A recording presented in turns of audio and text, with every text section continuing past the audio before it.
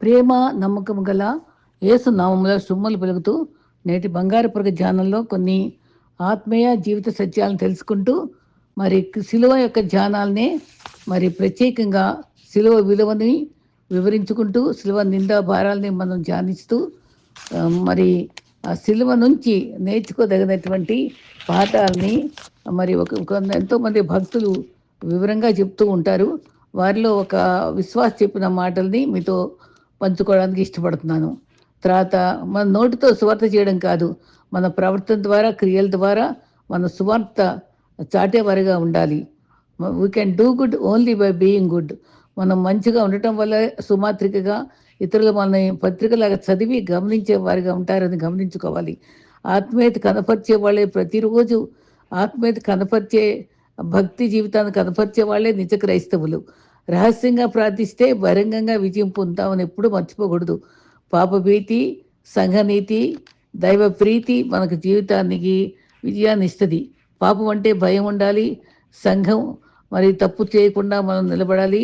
దైవం ఎడల అతిగా ప్రాధాన్యతతో ప్రేమగా దేవుణ్ణి గౌరవించుకోవాలి. రోజు ధ్యానించాలి. ఒక ప్రశ్న ఎప్పుడు ఆలోచించుకోవాలి. మండే విశ్వాసిగా ఉన్నావా, లేక సండే విశ్వాసిగా ఆచారంగా వెళ్తున్నావా? ఆత్మ సంపాదన ఆశయంగా ఉందా, ఆస్తుల సంపాదన ఆశయంగా ఉందా గమనించుకోవాలి. వారి జీవితంలో సంతృప్తి పట్ట నేర్చుకుంటే ఎప్పుడు ఆనందంగా ఉంటారు. ఒంటరితనం జయిస్తూ నవ్వుతూ దేవుని సన్నిధి కోరుకుని ఒక్క గుండెల్లోనైనా చెదరని ముద్ర వేసే ఆత్మ జాలరిగా జీవించడమే నిజ విశ్వాస లక్షణం అని మనం ఎప్పుడూ గమనించుకోవాలి. మరి సారా అయితే విశ్వాసులకు తల్లిగా ఉంది. రిబ్కా ఆతిథ్యం దిట్టుగా ఉంది.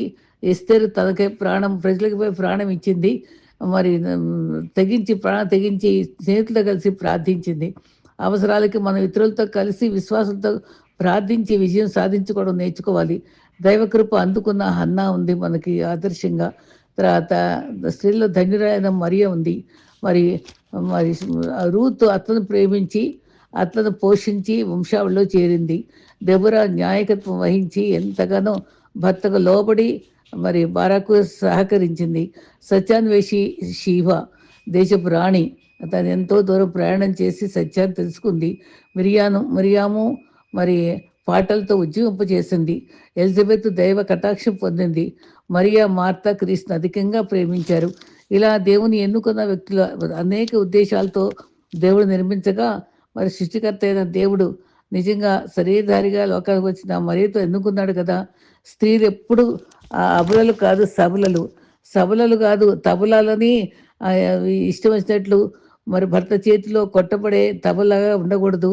వారి యొక్క ఔన్నత్యాన్ని గుర్తించాలి అని ఎంతోమంది స్త్రీలను గౌరవించమని చెప్తూనే ఉంటారు. మరి మనకు అప్పగించిన బాధ్యతలు, మరి ఇంటి బాధ్యత, ఉద్యోగాలు, సమాజ బాధ్యత, భర్త ఆలన పాలన, ఇన్ని రకాలుగా మరి సహకరించేటువంటి మరి స్త్రీల యొక్క ఔన్నత్యం ఎంతో గొప్పది. సమయాన్ని కూడా సద్వినియోగం చేసుకోవడం, ఉపయోగించుకోవడం చాలా అవసరం. అమ్మను గుర్తించాలి, భార్యను ప్రేమించాలి, సోదరిని దీవిస్తూ ఉండాలి, మహిళను మొత్తంగా గౌరవించాలి. మరి మహిళ చేసే పనులు ఎంతో ఉన్నతమైనవి. కళ్ళు తెరిచిన క్షణం నుంచి బంధం కోసం, బాధ్యత కోసం, కుటుంబం కోసం అందరినీ కనుపాపులాగా తలచి ఆత్మీయత పంచి తన వారి కోసం అహర్నిశలు కృషించి వారి భవిష్యత్వం కోసం ఇంటి నందనవనంగా చేసే ప్రతి స్త్రీమూర్తి కూడా అభినందించదగినది. చులకంగా చూడరాదు. కష్టం కొనేది కాదు, మరి ఆనందం ఎవరు అమ్మేది కాదు. జీవితం ఇచ్చే అనుభవాలే కష్ట సుఖాలను గుర్తించుకోవాలి.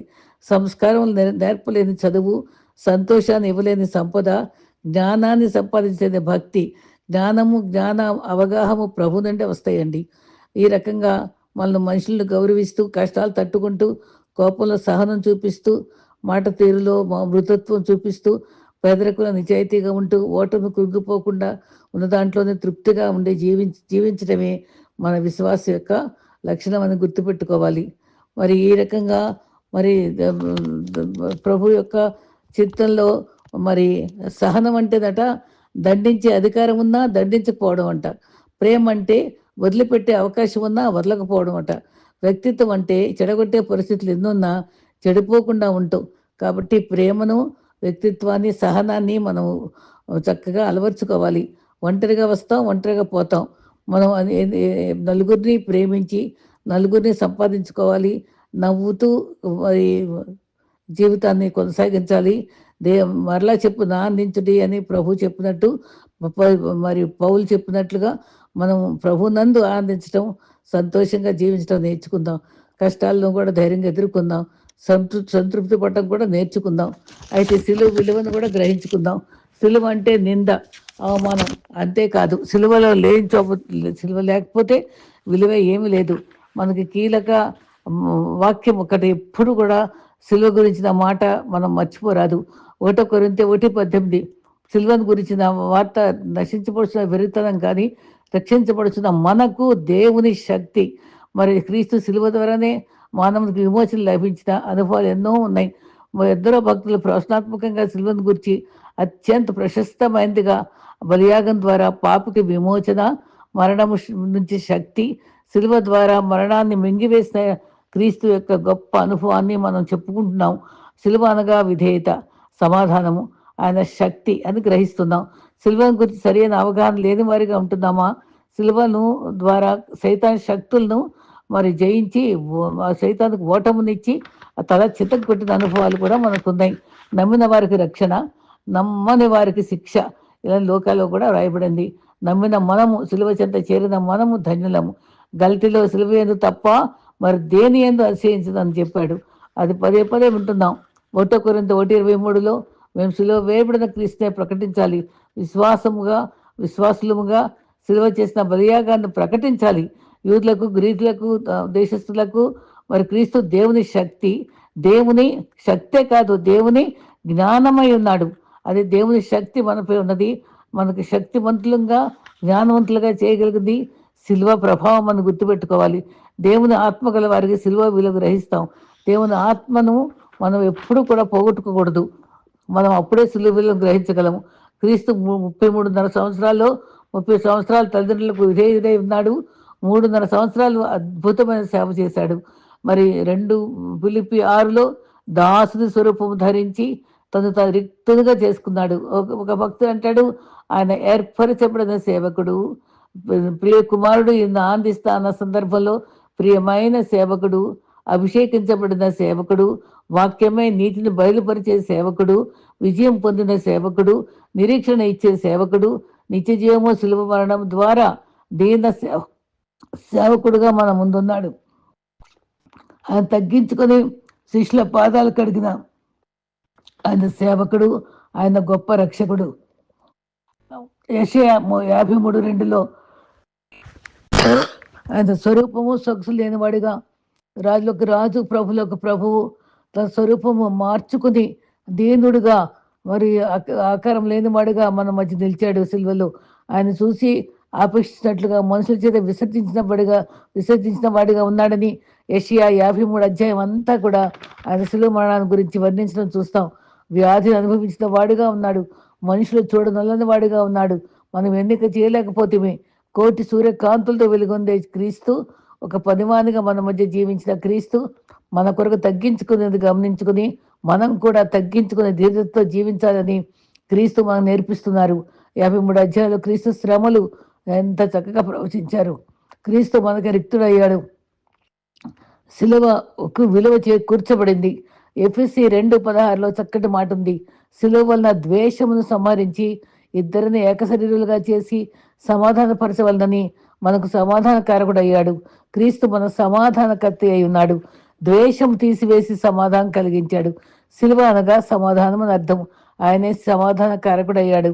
ఆదామవ్వల పాపం వల్ల దేవునికి దూరస్తులు అయ్యాం కనుక తన సిలువ వల్ల, ద్వేషం వల్ల మన బలహీనత కొట్టివేసి సిలువ ద్వారా సమాధానపరిచాడు. ఎఫెసీ 2:14 సిలువ మరణము ద్వారా మరి ఆయన విధేయత చూపుచూ గొర్రెవలే మరి విధేయత చూపించాడు. నోరెత్తలేదు. విధేయత రావాలని పరిశుద్ధ గ్రంథం మనకిచ్చాడు. మనం కూడా క్రీస్తు వలె విధేయులమై జీవించాలని కోరుకుంటున్నాడు. హెబ్రీ 12:2 సిలువలో సహనం చూపించాడు. సిలువ శ్రమలు సహించాడు. వీపు దొన్నబడింది, మేకులు కొట్టారు, ప్రక్కలో బళ్ళెం పొడిచారు. శ్రమలన్నీ సహించాడు. ప్రతి భారం సహించుటకు ఆయన సహించి నేర్పించాడు మనకి. ఎలా సహించాలో ఆయన మన మార్గదర్శకుడు అయ్యాడు. ఆయన ముఖంపై వేసి హేళన చేశారు. మరి సిలువలో ఇంకొక విజయం మనం సాధించి పెట్టాడు. సిలువ అనగా మరి కొలస్సీ 2:15 మీరు మృతులై చచ్చిన వారై ఉండగా, ఎఫెసీ 2:1 కూడా ఉంది. ఆయన బ్రతికించాడు. వ్రాత రూపకమైన పత్రము సిలువలో కొట్టివేశాడు, చెల్లించి వేశాడు. చేవ్రాతను అడ్డు లేకుండా అపరాధం క్షమించి జీవింపజేశాడు. క్రీస్తు మరణించి తిరిగి లేచాడు. క్రీస్తును అనుసరించే మనం కూడా మరణం లేకుండా సైతాన్ని అపజయం చేసి సిలువలో విజయం ఆయనతో పాటుగా మనం మనం చేకూర్చడానికి ఆయన సహకారిగా ఉంటాడని నమ్ముకుని ఆయన చేయి పట్టుకుని సాగిపోదాం. సిలువలో విలువైన అనుభవాలను ఇచ్చి మనల్ని విజేతలుగా చేసి ధన్యులం చేసింది. సిలువ ద్వారా 10 విలువలు నేర్చుకున్నటువంటి విశ్వాసుల యొక్క అనుభవాలను కూడా మనం నేర్చుకుందాం. మనం కూడా అటువంటి అనుభవాల ద్వారానే క్రీస్తుని వెంబడించడం, సిలువను వెంబడించడం నేర్చుకుందాం. సిలువ ఎన్నో విలువైన మా అనుభవాలు నేర్పిస్తుంది. ప్రతి విశ్వాసి సిలువను గురించి సత్యాలు తెలుసుకోవాలి. యోహాను 4:34 నన్ను పంపినమని చిత్తం నెరవేర్చుట, ఆయన పని తుదముట్టించటం నా జీవిత ధ్యేయం అని క్రీస్తు తండ్రి గురించి చెప్పినట్టుగా మనం కూడా క్రీస్తు పని నెరవేర్చే వాళ్ళంగా, ఆయన జగత్ పునాది వేయకముందే మనకు ఒక ప్రత్యేక ఉద్దేశంతో మనం పుట్టించాడు కనుక మనం అది కనుక్కొని అది నెరవేర్చే వారంగా ఉండాలి. తర్వాత క్రీస్తు వలె చెప్పగలగాలి, ఆయన పని నెరవేర్చానయ్యా, ఇదిగో నన్ను తీసుకో, నన్ను నిత్యత్వం నిలబెట్టు, నీతో పాటు జీవింపజేయమని అడుక్కోవాలి మనం. లూకా 22:42 గెత్సెమనీలో కూడా ఆ మాట అన్నాడు, నీ చిత్తము అయితే నీ గురించి నా నుండి తొలగించు, అది నీ చిత్తమే నెరవేర్చబడగాక. ప్రతి అనుభవంలో కూడా ప్రభువా దై విల్ బి డన్ అనే అనుభవం మనకు రావాలి. శిల్వ శక్తిని అర్థం చేసుకుంటాం. దాని ద్వారా ప్రతి అడుగులో విజయం పొందగలము. మొదటిది. రెండవది, ఫస్ట్ది ఆయన చిత్తం నెరవేర్చడం. రెండవది మరి క్రీస్తు సంపూర్ణ విధేయత చూపించాడు కాబట్టి సిల్వలో అది కూడా నేర్చుకోవాలి. సగం ఒబీడియన్స్ కాదు, పార్షల్ ఒబీడియన్స్ కాదు, పూర్తిగా సంపూర్ణంగా విధేయత నేర్చుకోవాలి. సిలువ పట్ల విధేయత చూపాలి. ఎలాగంటే ఫిలిప్పీ 2:8 సిలువ మరణం పొందినంతగా తగ్గించుకున్నాడు. తగ్గింపు జీవితం ద్వారా సిలువ వైపు చూస్తే శ్రమల్లో విజయం పొందగలము. భరించడానికి సహనం కూడా, ఓర్పు, తగ్గింపు కూడా క్రీస్తే మనకి నేర్పిస్తాడు. రెండవదిగా తర్వాత ప్రతి నాలుక క్రీస్తే రక్షకుడిని ఒప్పుకోవాలి. దానిలోనే విజయం ఉంది. పండిన పంట వంగి ఉంటుంది, కంకెలు ఒదిగి ఉంటాయి. అలాగే మనం కూడా ఒదిగిన జీవితము జీవించటం దేవుడు ఇష్టపడతాడు. దేవుడు శ్రమలు ఓర్చుకుని భరించాలి, సిలువ ఎత్తుకుని వెంబడించాలి. నా ముందు సిలువ, నా మనసులో సిలువ ప్రభు అని మనం ఎప్పుడూ తలంచుకుంటూ ఉండాలి. విశ్వాసం నిరంతరం పోరాటంలో సిలువను చూస్తే తప్పక విజయం లభిస్తుంది. తెల్లవారు లేచినప్పుడట సిలువ మన ముందున్నట్టుగా ఊహించుకుని ఆయన శ్రమలన్నీ ధ్యానించుకుని, ఆయన ముండ్ల కిరీటము, చేతుల్లో కాళ్ళలో మేకులు, పక్కలో బెళ్ళము, ఆయన సహించటం, రక్తం కారటం, ఇవన్నీ ఊహించుకుని నా కొరకు ఎంత శ్రమపడ్డా ప్రభు అని తలంచుకుంటూ మనం లేస్తే మనం ఎంతో గొప్ప విజయం పొందిన తృప్తి మనం పొందుతామని భక్తురాలు చెప్తారు. మరి సిలువలో వేలాడే దృశ్యం, బలమైన మేకులు, అణుకువ మనకి మనలో మన హృదయం కదిలించేదిగా ఉన్నప్పుడు మనకు ప్రార్థన భారం కలుగుద్దట. పరిశుద్ధాత్మ మనల్ని బలపరిచిన సిలువను ధ్యానిస్తే పరిశుద్ధాత్మ శక్తి పొందుతాం. మనల్ని చూసి ఒంటరి పోరాటంలో ధైర్యం ఇచ్చేది మనకు ప్రార్థన ధ్యానమే. దేవునితో మరి డిస్కనెక్ట్ అవ్వకుండా ఉండాలి. మనం ఎప్పుడు కనెక్టివ్గానే ఉండాలి. అనేకులకు ఆదరణ ఇవ్వడానికి, మనం శ్రమలో ధైర్యం కలిగి బోధించగలగడానికి మనం ప్రభుతో ధ్యానంగా గడపడమే ఎక్కువ అవసరాన్ని గుర్తించాలి. ప్రభు మనకి ఏం చేయాలో ప్రభు కర్తవ్యం ఆ రోజు నేర్పిస్తాడు. ఎవరిని ఆదరించాలి, ఏ విధంగా మనం ప్రభు కొరకు నిలబడాలి, ఏ విధంగా సాక్ష్యం ఇవ్వాలి, ఏ విధంగా మన కర్తవ్యం నెరవేర్చుకోవాలి, అన్నింటినీ కూడా ఆయనకి మన పరిశుద్ధాత్మ ద్వారా బోధిస్తాడు మనకి. మూడవది, కర్తవ్యం బాధ్యత నెరవేర్చట అవసరం. మన కర్తవ్యాలు, మనకి ఇంటి పనులు, సమాజ పనులు అన్నీ కూడా కర్తవ్యం నెరవేర్చే బాధ్యతలో సిలువను ధ్యానించడం ద్వారా మనం సఫలీకృతం అవుతాం.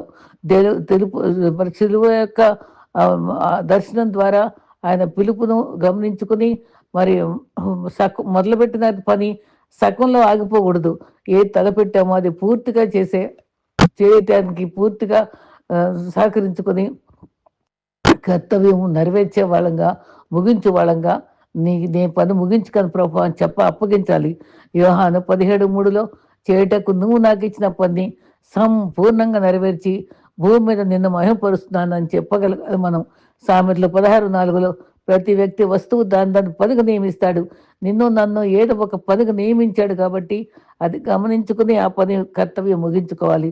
పాటలు పాడేవాళ్ళు పాడాలి, ధన సహాయం చేసేవాళ్ళు చేయాలి, ప్రార్థించేవాళ్ళు ప్రార్థించాలి, పరిచర్య చేసేవాళ్ళు చేయాలి, కౌన్సిలింగ్ చేసేవాళ్ళు చేయాలి, ప్రసంగించేవాళ్ళు చేయాలి. ఇలా మనకి ఏ పనులు అప్పు చెప్పారో మరి ఆ పనులు నమ్మకంగా చేయడానికి మనం సిద్ధపడాలి. దేవుని చిత్తంలో కుటుంబంను గంపెడంత ఓర్పుతో కొనసాగించాలి. ఓర్పుతో మనం ప్రాణం దక్కించుకోగలము. మన కర్తవ్యము, మన పని పట్ల బాధ్యత, గురి కలిగి ఉండాలి. చిన్న విషయాలతో కూడా నమ్మకంగా ఉండేవారంగా ఉండాలి. బాధ్యతలు వదిలిపెట్టి పారిపోకూడదు. ఏదైనా కర్తవ్యం ముందుంటే మరి వెళ్ళిపోకూడదు. కీర్తన 37:3లో యెహోవాను నమ్మకించి మేలు చేయము, మరి దేశం అనుసరించి సత్యం అనుసరించమన్నాడు. మరి దేవుడు మనకిచ్చినట్టు కర్తవ్యాల్ని నెరవేర్చాలి. గూడు విడిచి తిరుగువాడు చేతకాని వాడగును. మనం సోమరివాడు వెట్టి పనులు చేస్తాడు. మనం నమ్మకంగా ఉండాలి. మరి మనం గురి చూసి పని చేయాలి, పూర్తి చేయాలి, కర్తవ్యం గ్రహించుకోవాలి. 4వది, శిలువ మరణం ద్వారా త్యాగం చేశాడు క్రీస్తు. ఆ త్యాగం నేర్చుకోవాలి మనం కూడా. ఇతరుల కోసం మనం చిన్న చిన్న త్యాగాలు చేయడం కూడా ప్రభువుని చూసి మనం నేర్చుకుని అది అవలంబించాలి. ఫిలిప్పీ 2:5లో తాను రిక్తునిగా చేసుకున్నాడు.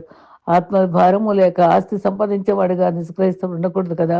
తర్వాత డై ఎంటీ, మనం పూర్తిగా ఖాళీ చేసుకోవాలి, మొత్తం ఖాళీ కావాలి. మరి మరి మన అనుభవంలో మరి దేవుడు మనల్ని ఎప్పుడు ఖాళీ చేసుకుంటామో ఆయన మన ఆత్మతో నింపుతాడు, శక్తితో నింపుతాడు, సమర్థత నింపుతాడని నమ్మాలి. యోహాను 12:24లో రిక్తునిగా విశ్వాస చేసుకుని అధికారాలన్నీ వదులుకోవాలి. క్రీస్తుకు దాసులుగా పేరు పొందాలి. అన్నింటిలో క్రీస్తు ప్రేమ గొప్పది. ప్రేమ ఐక్యత ఉన్న చోట ఆశీర్వాదం ఉంటుంది. ఇది శిలువ ద్వారా సహనం నేర్చుకోవాలి. క్రీస్తు యేసు కలిగిన జాలి, కనికరము మనసు మనలో ఉంచుకోవాలి. మరి అన్యాయం సహించిన క్రీస్తుని మనం ముందు ఉంచుకోవాలి. బాధింపబడినను నోరు తెరవలేదు. శిలువైపు చూస్తే సహనం కలుగుతుంది.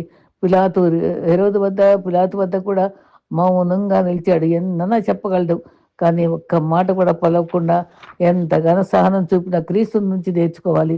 1 పేతురు 2:19లో క్రీస్తుకు సన్నిహితుడే పేతురు అన్యాయము సహిస్తే హితమగునని చెప్పాడు.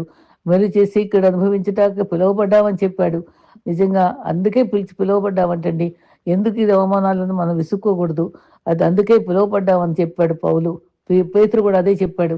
మాదిరిగా ఉన్నాడు. వాళ్ళందరూ కూడా అన్నారు మాదిరిగా. దూషింపబడి క్రీస్తు వదులు చెప్పలేదు. అటువంటి సహనాన్ని మనం నేర్చుకోవాలి. తర్వాత 6వదిగా తగ్గింపు నేర్చుకోవాలి.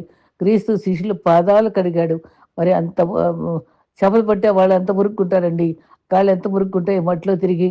ఆయన ఆ కాళ్ళన్నీ ఎంత ఓర్పుగా తవలు పట్టుకొని క్రీస్తు తగ్గించుకొని వంగి కడిగాడంటే ఎంత గొప్ప త్యాగం అండి.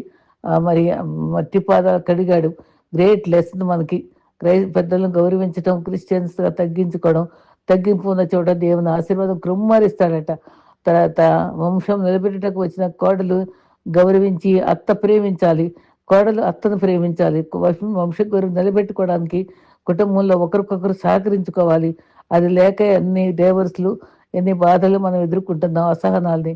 మనం స్త్రీలమైన మనం మరి ముఖ్యంగా మరి తగ్గింపుతో జీవించడం మరి నేర్చుకోవడం చాలా చాలా అవసరం. శిలువ ధ్యానము తగ్గింపు నేర్పిస్తుంది.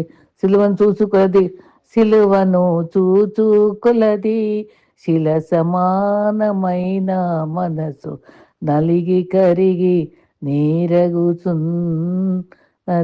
రాని సిలువే నాసరాణ ఎనోరా. చక్క పాడుకుంటాం. సిలువ క్షమించే స్వభావం నేర్పిస్తుంది. సారీ, క్రీస్తు సిలువలో క్షమాపణ, సంవేదన సహాయం కోసం మన కృపాస్తం చేరాలి.